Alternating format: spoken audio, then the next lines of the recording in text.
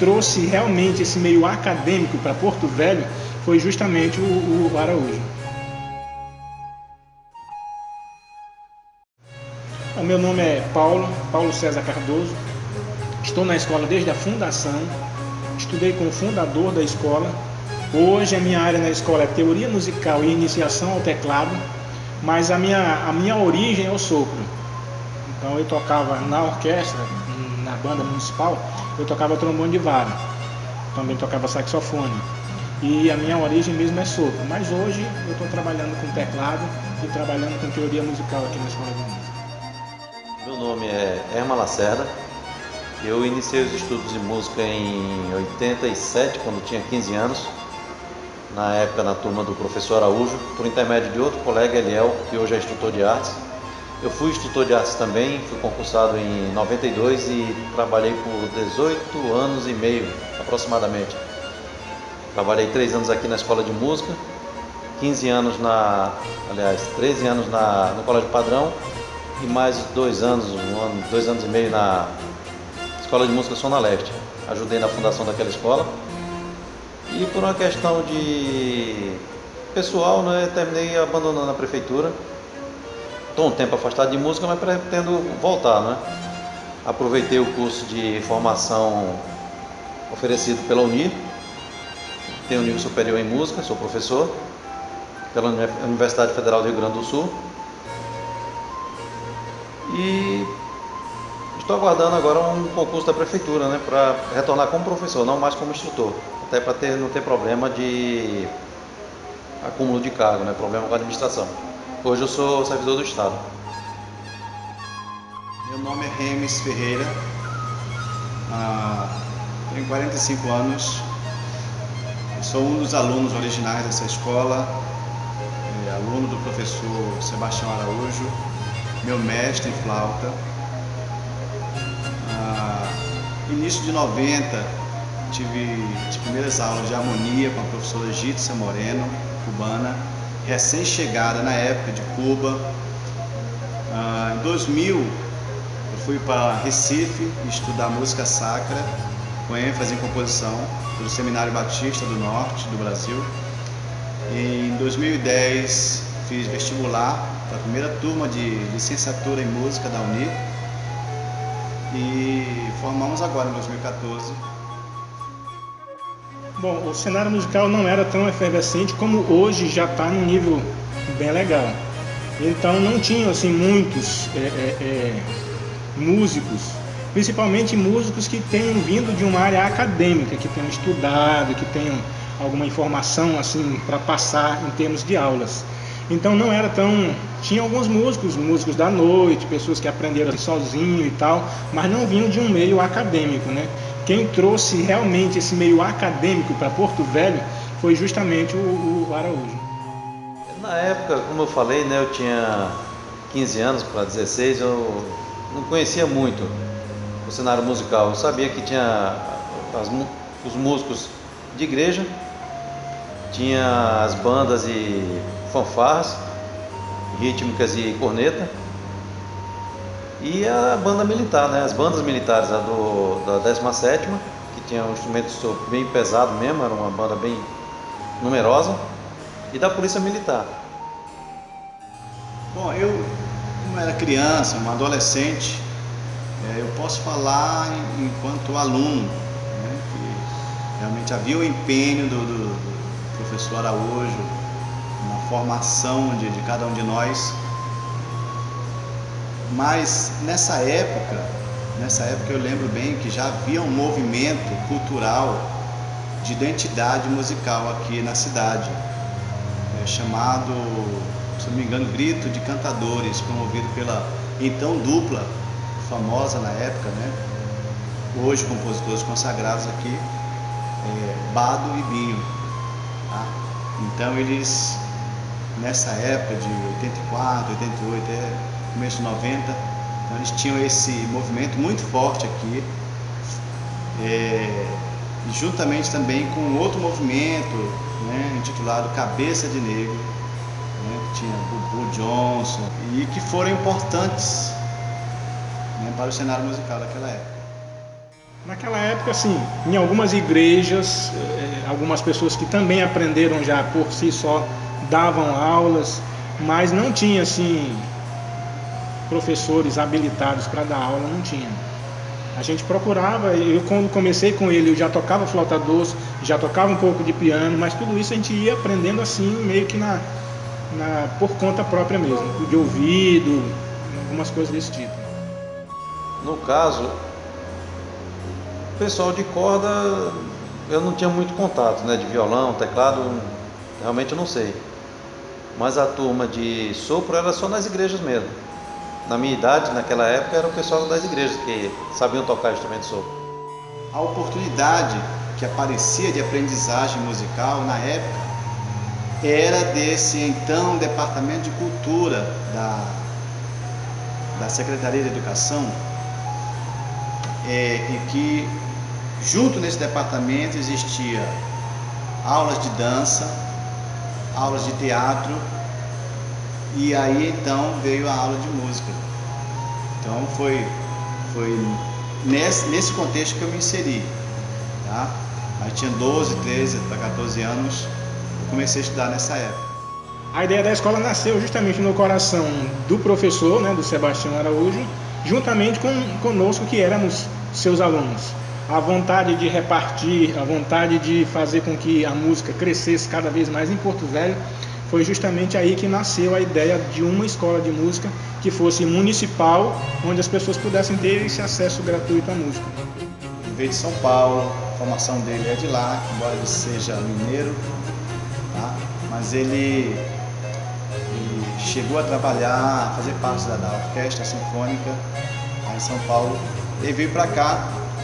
Uma vez instalado em Porto Velho, ele pediu auxílio ao seu maestro lá de São Paulo, o maestro Lafayette Fausto. Então foi quando ele começou a fazer esse trabalho de musicalização infanto-juvenil. E o grupo que ele encontrou foi esse, onde tinha eu. Quando eu entrei, já existia um grupo. O professor Paulo, hoje professores, né? Os instrutores de arte da escola Jorge Andrade. O professor Paulo Humberto, o professor Paulo César, Gilberto Vani, o professor Herman, não está aqui, mas é daquela época, do Silene Saraiva, Denise Saraiva, Jeane, Francisco Policarpio, Jarbas Clementelli, Solano Clementelli. Enfim, geralmente vinha assim os irmãos, né? Eu trouxe meu irmão também, eu vim junto com meu irmão, Francisco Cândido, que hoje ele é suboficial do Exército, então ele é do grupamento de música do Exército, do EB, ele toca sax e flauta. Pois bem, então ele pediu esse apoio ao maestro dele e começou no então Departamento de Cultura. Abrindo um parênteses rapidinho para a gente chegar aí, na época, 82, 83 ali, na época do Fuscão Preto, época dessas músicas que era da sucesso, Julio Iglesias, Nathalie, que cantava isso. Então apareceram nas escolas regulares, os caras vendendo flauta doce, o cara lá na frente ia e soprava todas essas musiquinhas. E eu falei, um dia eu ainda vou tocar esse instrumento.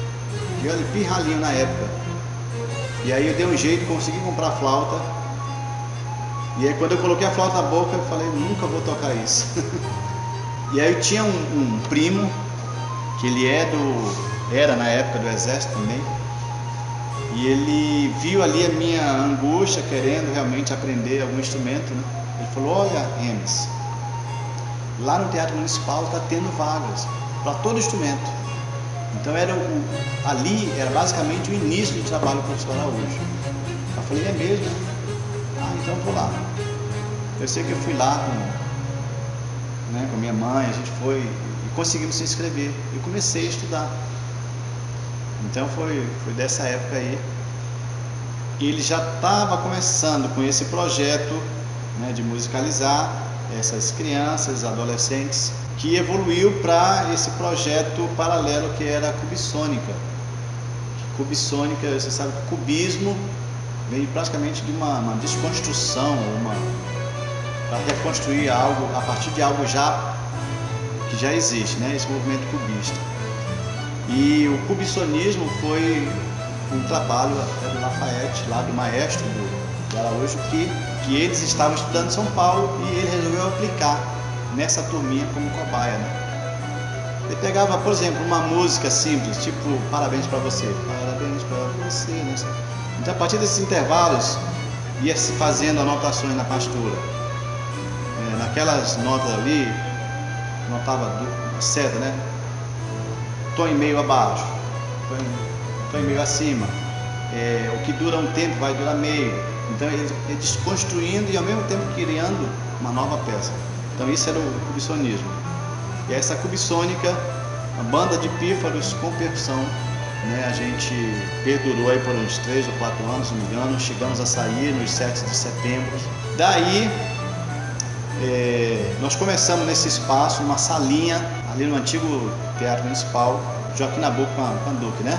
Então, dali nós fomos, já estava muito apertado e estava entrando muita gente, né, para a turma, estava se conseguindo.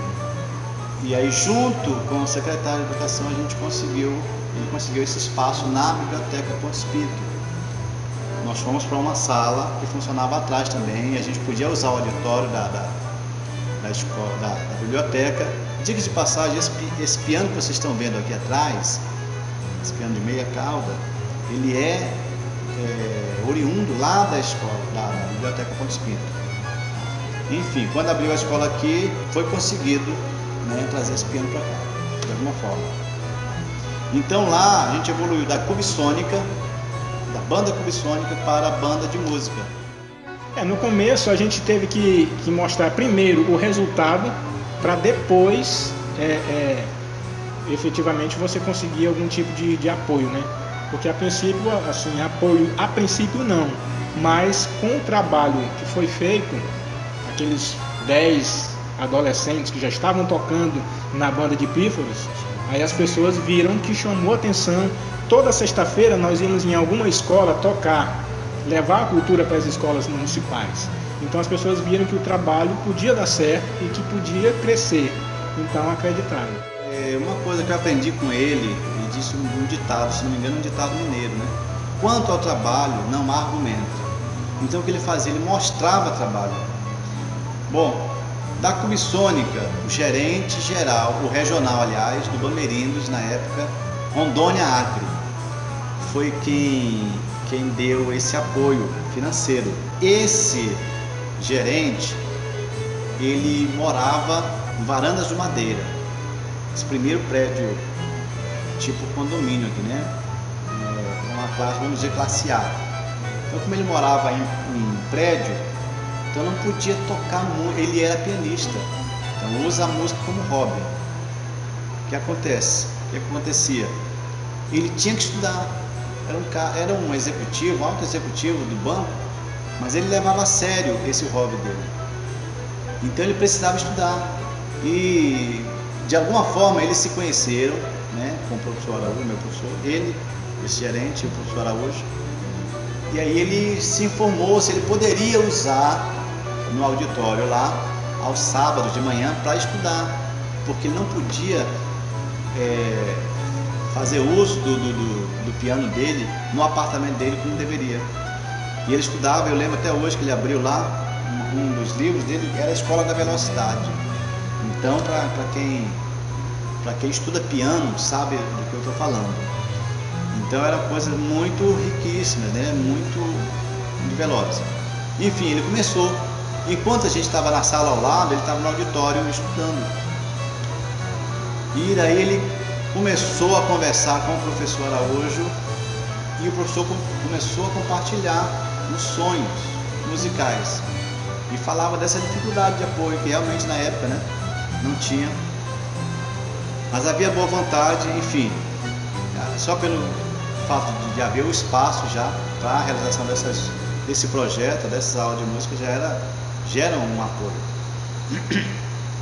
Então esse camarada começou a falar: rapaz, olha, eu acho que a gente pode te ajudar a realizar esse sonho. De alguma forma ele achou uma forma lá de conseguir essa verba para a compra desses primeiros instrumentos para a banda de música, mas enfim, eu sei que ele ficou muito empolgado, porque ele era músico também, então ele entendia todas as agrúrias, né, do professor Araújo.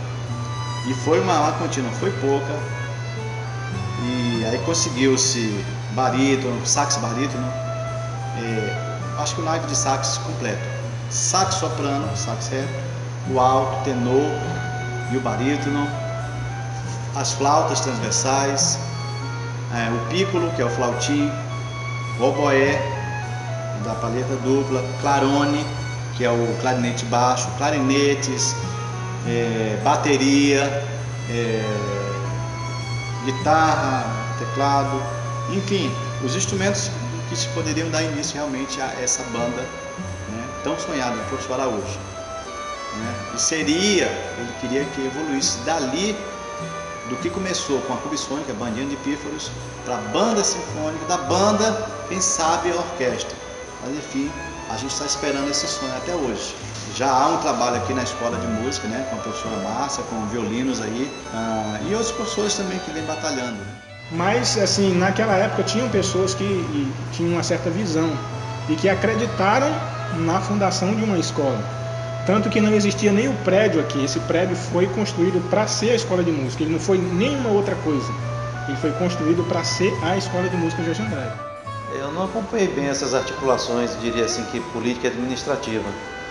Mas eu lembro que a banda tocava em tudo que era evento da prefeitura e a promessa do professor Araújo era: vamos tocar porque já conseguimos instrumentos, já temos alguns colegas contratados, vamos ampliar esse quadro e vamos construir nossa escola de música. Então o incentivo nosso era esse, um dia ter a escola de música, porque tudo que ele tinha falado que ia conseguir, realmente ele conseguiu. Foi quase que um caminho meio que natural, né? Nós tínhamos estrutura para só 10 alunos, que era justamente as pessoas que estavam tocando ali, e o sonho era ter uma estrutura para muito mais alunos, para que muito mais pessoas, muito mais adolescentes pudessem realmente aprenderem a questão da música. E o sonho também era que através da escola se fundasse uma orquestra sinfônica aqui em Porto Velho. Então o caminho era esse, começou com a banda de pífaros, passaria por uma escola de música e chegaria então numa orquestra. Ele meio tímido, mas muito eloquente, e ele conseguia, no diálogo, com o diálogo ele conseguia várias parcerias. Foi o caso desse primeiro, com esse gerente, né, do Banco Bamerindos, do Instituto Banco Bamerindos, nos deu essa força inicial. E aí, com o passar do tempo, eu acho que já de 87 para 88, né, nesse período que houve eleição para prefeito, né, o Tomás Correia, quem assumiu a Secretaria de Educação foi o seu irmão, Raimundo Correia, e daí também não sei de onde eles se conheciam ou se conheceram na própria secretaria. Enfim, eu sei que houve uma identificação dos dois, ficaram bastante amigos. Raimundo Correia, então secretário de Educação do município, e o professor Araújo. E aí, mais uma vez, ele com jeito, e o secretário também vendo nas apresentações ali a vontade dos alunos, a nossa vontade ali, tocando, se apresentando, e também a dificuldade de alguns instrumentos, né? Alguns amarrados, outros aqui, acolá, aqui. Então, nessa gestão do Tomás Correia, com o Raimundo Correia na Secretaria de Educação, ele deu, compartilhando esse sonho de, quem sabe, um dia nós tivéssemos uma escola de música, realmente, na época ainda era um sonho. Começou a conversar com o Raimundo Correia. O Raimundo Correia então falou: então vamos fazer. E aí ficou como um projeto também de gestão do Raimundo Correia, a passagem dele pela secretaria. Então vamos lá, Araújo, o que precisa? Precisa de um terreno, tá? Então começou-se a pesquisar uma possível localidade para a construção da escola. E aí me falaram, para ver, na época como eu era tão novo, eu nunca nem tinha ouvido falar ainda, no 21 de abril. E aí ele falou: olha, já conseguimos depois de ter conversado com o secretário, depois ele compartilhou conosco num dos ensaios, numa das aulas, ele falou, olha gente, já conseguimos o terreno para a construção da escola vai ser lá, vai ser pego uma parte da escola 21 de abril. Então vai ser lá atrás. Eu até então não fazia ideia de onde era 21 de abril. Então se conseguiu esse terreno, nós estávamos lá na biblioteca e lá também já estava ficando pequeno. Então, como já havia conseguido o terreno para a construção da escola, efetivação da escola, aí foi conseguido também o aluguel de uma casa localizada aqui na Rua Bunã, próximo a Campos Sales, mais ou menos no meio da quadra. E nós já estávamos com os instrumentos da banda de música, né, conseguido pelo Bamerindos. Então lá na biblioteca já estava pequeno também.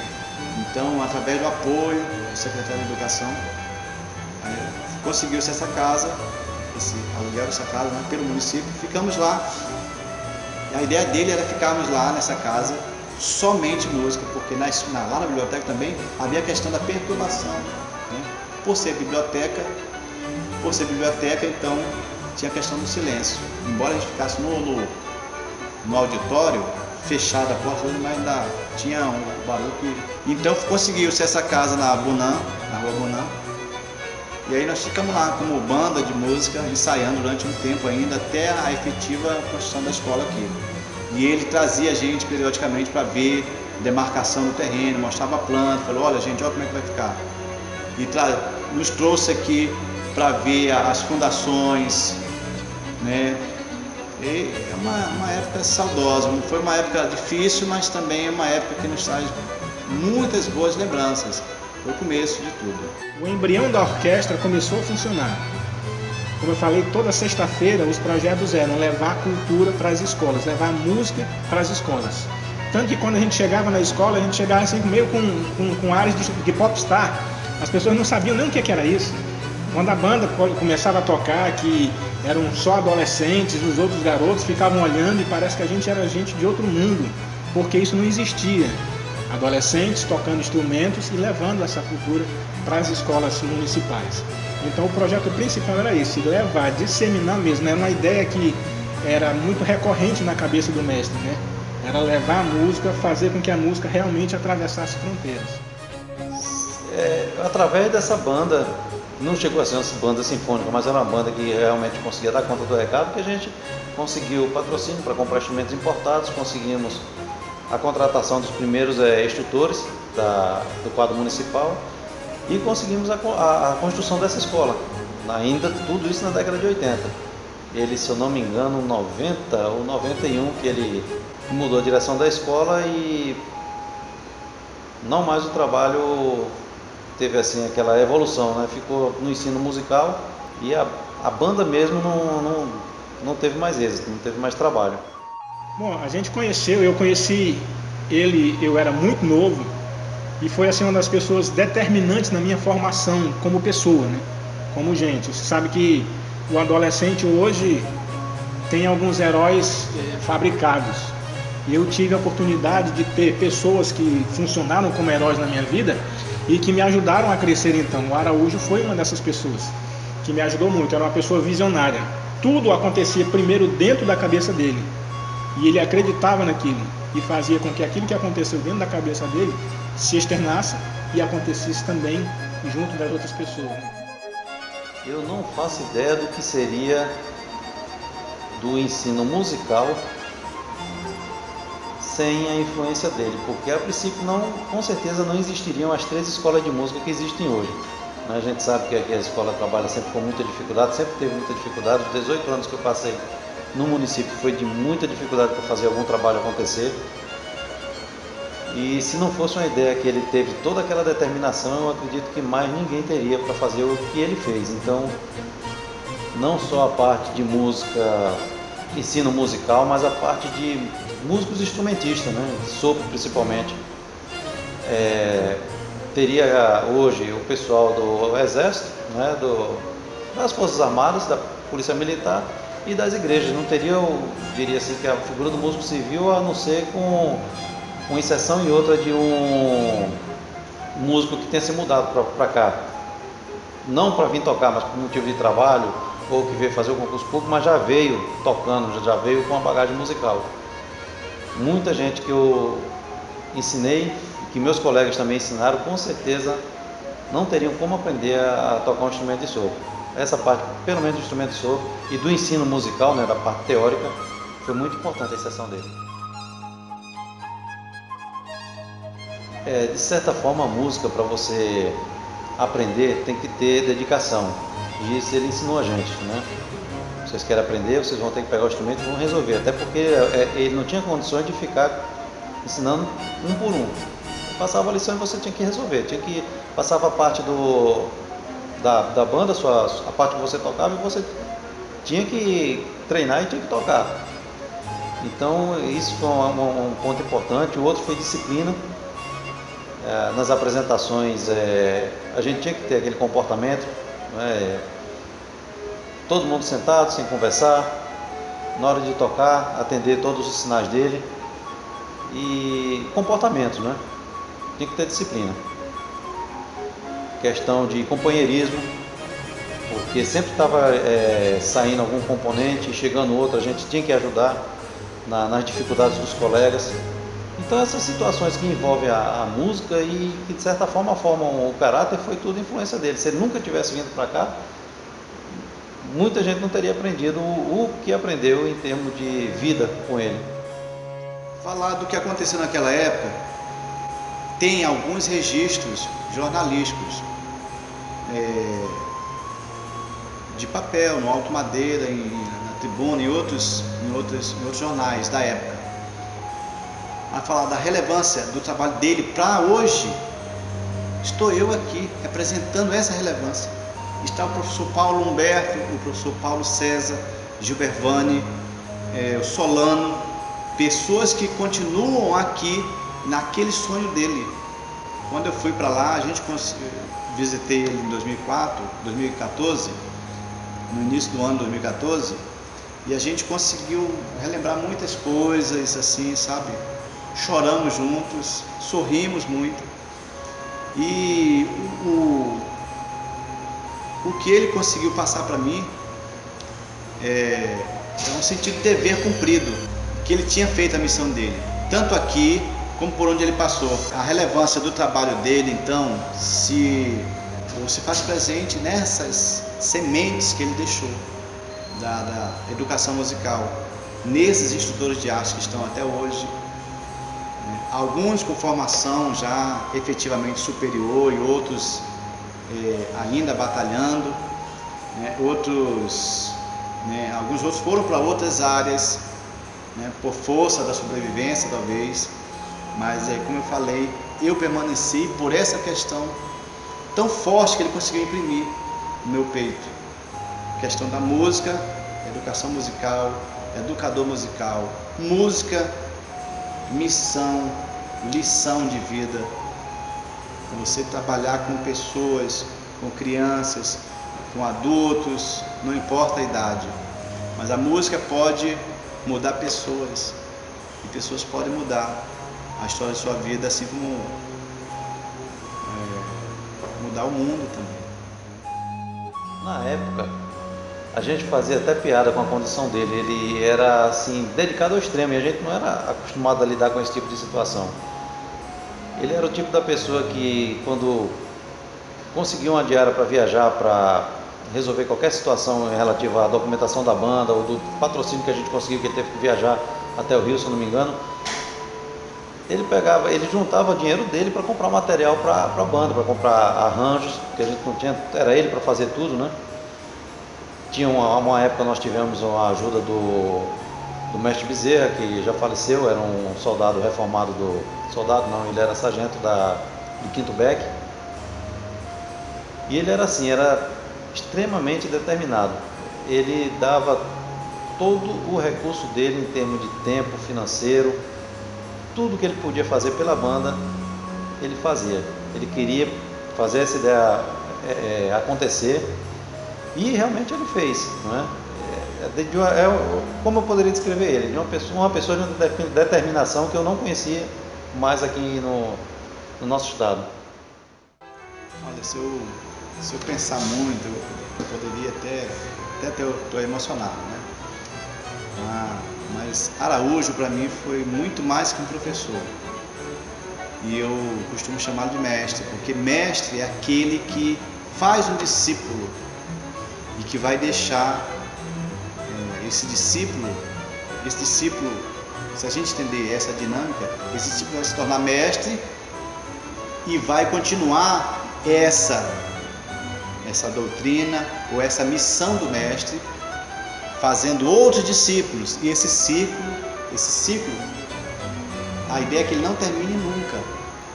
Então, o professor Araújo foi muito mais que um mestre para mim e para todos nós, né?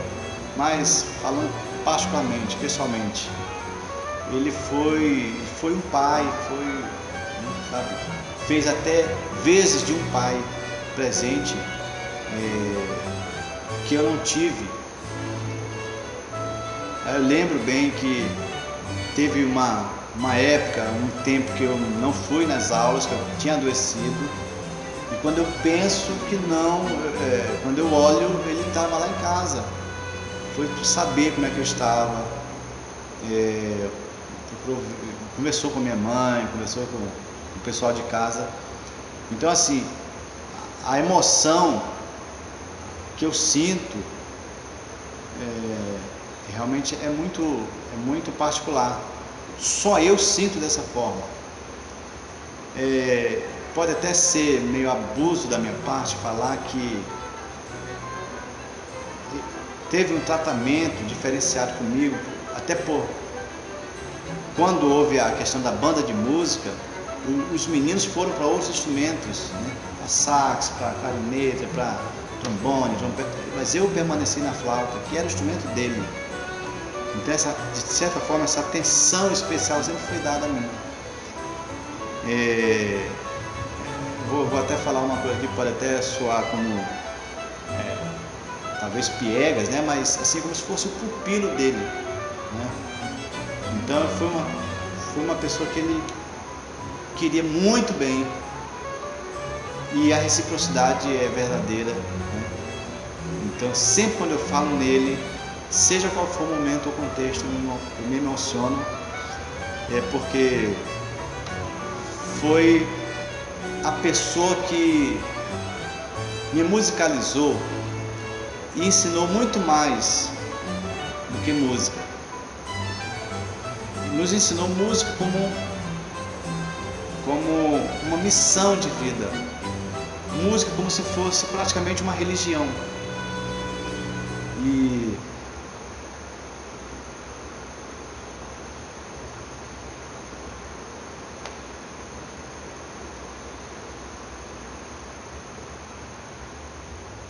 é isso.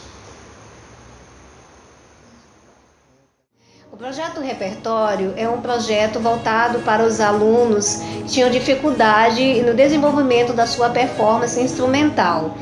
A escola, pensando em melhorar a performance do aluno, planejou esse projeto, que é um projeto que está dando certo.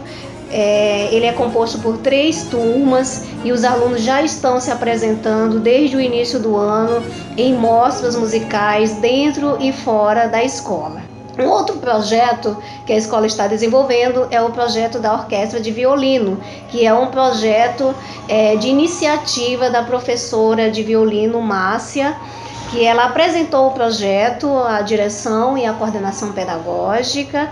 O projeto foi bem aceito e ela começou a desenvolver esse projeto este ano, e é um projeto que está dando certo, que também já se apresentou no Teatro Municipal, já se apresentou em outros momentos, dentro e fora da escola. Falando ainda do projeto do Canto da Idade e o projeto Repertório, né? Os professores que executam esses projetos são a professora Raquel, no projeto Canto da Idade, que é a professora de piano, e que ela trabalha com uma metodologia voltada exatamente para a musicalização de adultos, e flauta doce, e o professor Disseu, que é o professor de coral. A Escola de Música oferece vários cursos como musicalização infantil, musicalização juvenil, musicalização para adultos, teoria musical e vários instrumentos de prática de instrumento como violão, teclado, bateria, violino, contrabaixo, sax, flauta e outros. E ainda oferece também o curso de rudimentos em bateria e o curso de coral. A música tem grande importância na vida das pessoas e a escola de música tem contribuído tanto na vida social como na vida cultural e intelectual, oferecendo um ensino de qualidade e, para isso, todos os responsáveis por esse ensino, como direção, coordenação, professores e instrutores, têm trabalhado com todo esforço para obter bons resultados, oferecendo desafios e superando as dificuldades. Por meio dos eventos como mostra musical, o encontro de coros e formações de grupos musicais, é que a escola de música tem abraçado todos esses setores na vida das pessoas.